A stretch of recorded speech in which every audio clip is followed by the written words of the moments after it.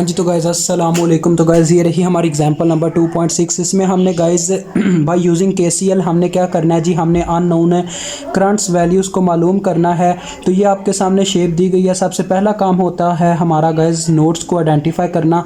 तो nodes guys ऐसा point होता है जहाँ पे एक से ज़्यादा चीज़ें आकर मिलें। तो देखें गाइज़, ये करंट्स भी कह लें कि इलेक्ट्रिकल कंपोनेंट्स ही हैं। देखें यहाँ पे 3 करंट्स की वायर्स आके अटैच हैं, एक ये वाली वायर, एक ये वाली वायर और एक ये वाली वायर। तो ये हो गया हमारा पहला नोड।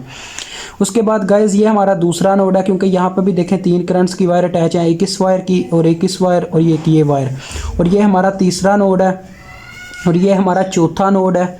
यहाँ पे देखें, यहाँ पे भी 3 वायर्स अटैच थी, एक ये वाली वायर, एक ये वाली वायर और एक ये वाली वायर। और यहाँ पे 4 वायर्स अटैच थी, एक ये, एक ये, एक ये और एक ये।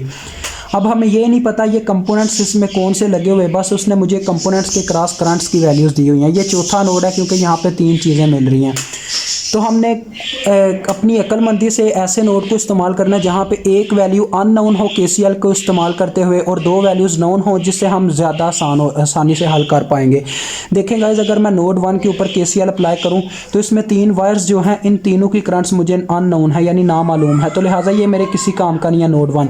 अगर मैं नोड 2 के ऊपर केसीएल अप्लाई करता हूँ तो केसीएल है क्या था गाइज, अगर आपने लेक्चर नहीं लिया वो जाके ले लें। केसीएल का मतलब था guys the sum of entering currents is equal to sum of leaving currents.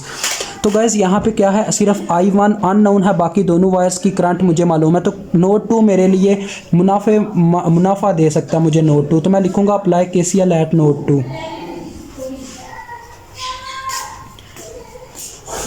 तो गाइस देखें यहाँ पे क्या है जी, यहाँ पे I1 एंटरिंग करंट है। सबसे पहले मैं एंटरिंग करंट इस साइड पे लिखूंगा और लिविंग करंट इस साइड पे। तो I1 एंटरिंग करंट है, बाकी दोनों करंट्स देखें नोड से बाहर जा रही हैं, ये सिर्फ उसके अंदर जा रही है यानी एंटर कर रही है। तो I1 इज इक्वल टू देखें 60 मिली प्लस 20 मिली, यानी लिविंग करंट का सम इस साइड पे एंटरिंग करंट का सम। एंटरिंग करंट एक ही थी तो लिहाजा ये एक ही आ गई, तो ये 80 मिली एम्पेयर के बराबर आ गई हमारी I1।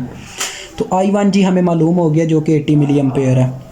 अब आप अगला नोड ढूंढे जहाँ पे आपको 2 वैल्यूज़ यानी गिवन हो और एक अननोन हो। तो लिहाजा गाइस आगे हमारे पास नोड 3 काम का। देखें यहाँ पे क्या है, यहाँ पे 20 मिली और 30 मिली 2 वायर्स की हमें करंट मालूम है, एक वायर की हमें अननोन है। तो यहाँ पे केसीएल अप्लाई करना आपने। अब आपने फिर खुद से लिखना, मैं यहाँ पे दोबारा नहीं लिखूंगा, आपने लिखना अप्लाई केसीएल एट नोड 3।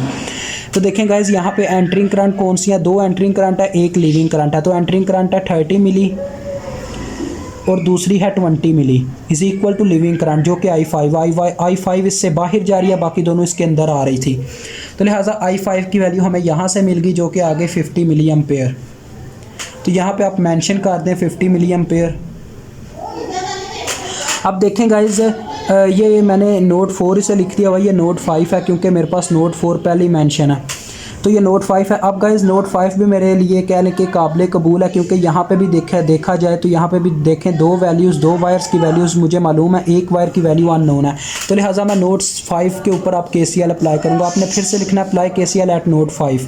ये आपकी अपनी मर्ज़ी होती है, आप जिस टाइम पे मर्ज़ी जिस नोड के ऊपर केसीएल अप्लाई करें। तो देखें यहाँ पे लिविंग करंट्स कौन सी है, एंटरिंग करंट कौन सी है, ये I6 और 40 मिली दोनों एंटर कर रही है, 30 मिली बाहर जा रही है। तो ये आ गई एंटरिंग करंट का sum I6 plus 40 milli is equal to आ गया लिविंग करंट 30 मिली, क्योंकि ये बाहर जा रही है। देखें इस तरह से बाहर जा रही है।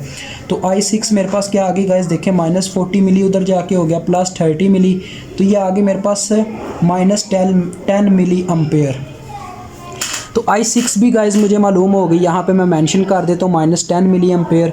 अब पीछे क्या रह गया गाइस, कितनी करंट हमने मालूम करनी थी, 1 2 3 4 करंट हमने मालूम करनी थी, जिनमें से 3 मालूम हो चुकी हैं। अब हम I4 को 2 नोड्स पे फाइंड आउट कर सकते हैं, एक नोड 1 है, एक नोड 4 है। आप कोई भी इस्तेमाल कर सकते हैं। मैं नोड 1 को बोलूँगा क्योंकि ये हायर नोड है, ये हैवी नोड है। हैवी नोड के ऊपर क्या होता है जी, 4 वायर्स अटैच होती हैं, हमें ज़्यादा वायर्स की केसीएल अप्लाई करनी पड़ेगी, आंसर फिर भी सेम आएगा। तो मैं नोड 1 के ऊपर केसीएल गाइज अप्लाई करूँगा। आपने लिखना apply KCL eight node 1।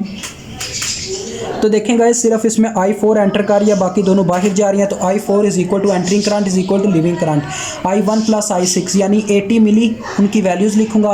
Plus होना था लेकिन अब प्लस इंटू -10 मिली है, तो ये कितना आ जाएगा, 70 मिली एम्पेयर आ जाएगी। तो इस तरह से गाइस ये क्वेश्चन भी होता है हल। अभी मुझे इजाज़त दें, अल्लाह हाफिज़, अस्सलामु अलैकुम।